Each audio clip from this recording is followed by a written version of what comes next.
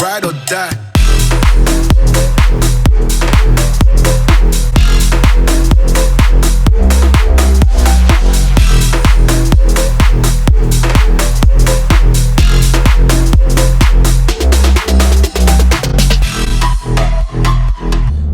Welcome back to the channel. Today you join me from the driver's seat.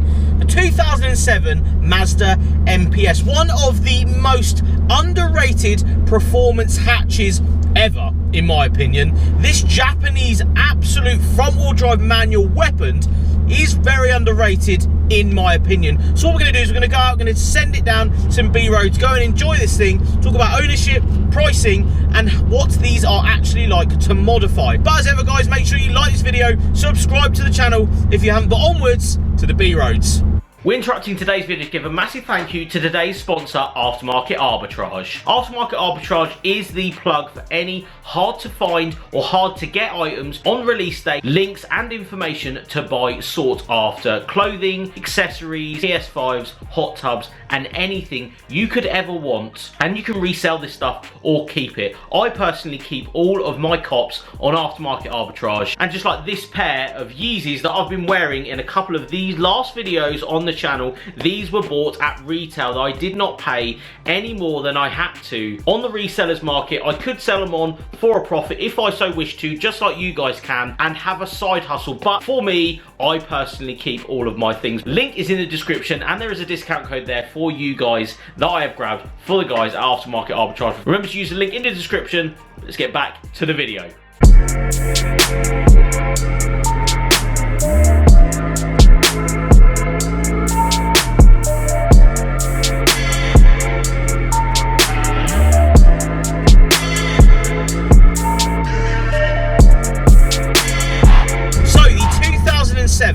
Mazda MPS. This is a completely standard powered 260 brake horsepower front wheel drive manual 2.3 litre turbocharged engined car. Something very interesting about this though, because in my opinion these are hugely underrated and aren't really the go-to car for any car enthusiast or person that wants, you know, a performance hatch really. It's a very strange thing because I've driven one of these in the past, a very high-powered one, and absolutely enjoyed it. Completely see why this exists in your life. It's such a cool car, but why don't people buy them? Why are they so underrated? Now, the first thing I'd say about the whole underrated thing is that there's a lot of other cars out there for this price tag that, you know, a lot more people like. Focus STs is one of those things. God, the torque is so low down in these. Those 2.3 litre turbocharged engines are so torquey low down. Even as, you know, factory power, 260 brake horsepower, it has low down torque. So, you know, third gear, let's just give it a little roll on, 3,000 RPM.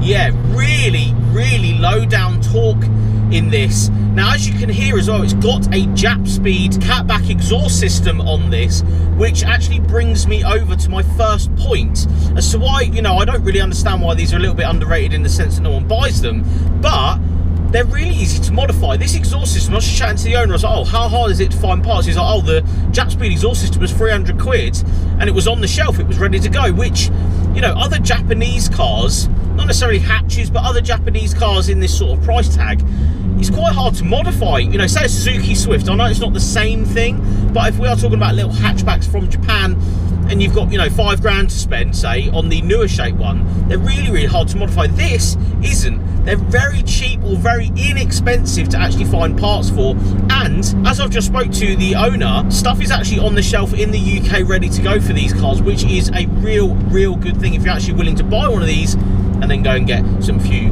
bits done to it. But what we're going to do is we're going to go back to our old ways. We're going to have a look around this car, see what you guys think. So guys, let's have a quick look round this Mazda MPS. Now, as you can see, this is finished in not a factory colour. It's a purple copper flip wrap that's actually applied to this MPS, and I must admit it does show a lot more lines than I remember any other colour doing.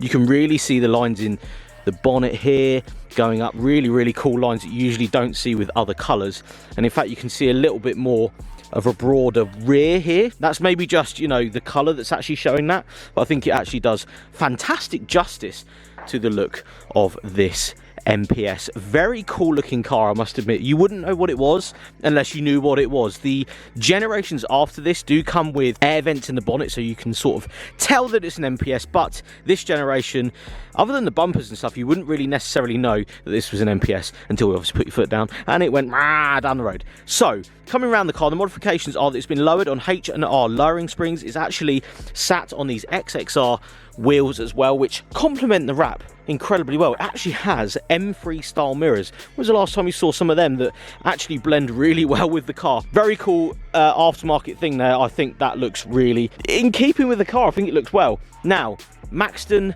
little flick up spoiler on the MPS spoiler looks good. The rear end of these, I've always been a massive fan of. Tinted lights on this one. As you come down, this one's actually got diffuser fins. Again, a very cheap and effective mod for you to actually put on the back of one of these, MPS mud flap. And the Jap Speed exhaust system. We will come round into this car because, as you can see, the interior is actually slightly modified. It's got this cut down steering wheel. As you can see, it's flat bottomed, custom made to this car, so they don't actually come out of the factory with that, but a fantastic aftermarket thing to put in one of these. It actually has the MPS Gen 2 seats, which are, although a lot more comfy and do directly fit, obviously they don't come in the Gen 1. So if you're actually to want to get one of these and do the interior change into the Gen 2, it's a very cost effective and very comfortable and smarter looking interior. Just the seats there, nice little perforated Alcantara sort of feel to the middle with leather sides, very comfortable. And inside you've got multifunction steering wheel, auto lights. This one actually has a double din as well, aftermarket. Just to bring it up to date, this is a 2007 car. It has got the Bose though. Fantastic sound quality from those Bose, but I must admit, looking around this thing, I forgot how good they actually looked. I think it's the colour that's really showing off exactly how this car's shape. It really comes out, but I'm a huge fan of this car. Let's jump back in it, go and set it down some B roads. So yeah, really cool car this. In fact, I'm going to say it again, I don't understand why these are underrated. I don't really get why this is such an underrated chassis to play with, why more people aren't buying them. Let's go through some costs while we're here, because if you're actually after buying one of these, you want to know how much it is. So this one, you know, around £4,000 or £5,000. You can get cheaper ones, yes, don't get me wrong. I've seen them kicking around for about £2.5, £3,000, maybe £3.5 for a high mileage, you know, one that needs a couple of bits done. That's the sort of going rate I've noticed for these, which is a really good deal considering what you actually get in this car, which is a hugely powerful, comfortable, reliable hot hatch. Now, costs. Servicing is one of those things I would say should be on your priority list for these. There's not really too, you know, many horror stories. I did have a look through the owners clubs and there isn't too many horror stories for reliability on these. So the reliability is really high, which is absolutely fantastic. I always like to hear of cars having good reliability, especially from ownership. 60 quid will get you a full tank of 99 in this car. And you know, talking about insurance is always a funny one. I do always try and bring it up, especially in performance cars. The owner of this car is actually 21 and he owns this for around, you know, £1.5 a year with a year's no claims at, again, 21 years old, which I think is relatively cheap in considering if you went into maybe an equivalent ST or, you know, Golf GTI or something like that, it probably would be a little bit more. Mainly because I think they get crashed more, and these don't get crashed a lot because there isn't too many of them, or at least I don't see too many of them on the road. So overall, it is a fantastic package, this. I am genuinely impressed by how it drives. These seats, although they're the Gen 2 seats, so comfortable in here. This is lowered on H&R springs and it just drives and reacts to power really well. I think this chassis is such a nice chassis. It just cruises really nicely, 4th gear, and then you can throw it into 3rd and just kick its head in. Hugely impressive car. But again, guys, if you did like this video, please give it a thumbs up. If you have a car that you want me to feature on this channel, hit me up, JamieFYD, on all of the social medias, and email fyapparel.com. But thank you so much for watching, guys. See you on the next one.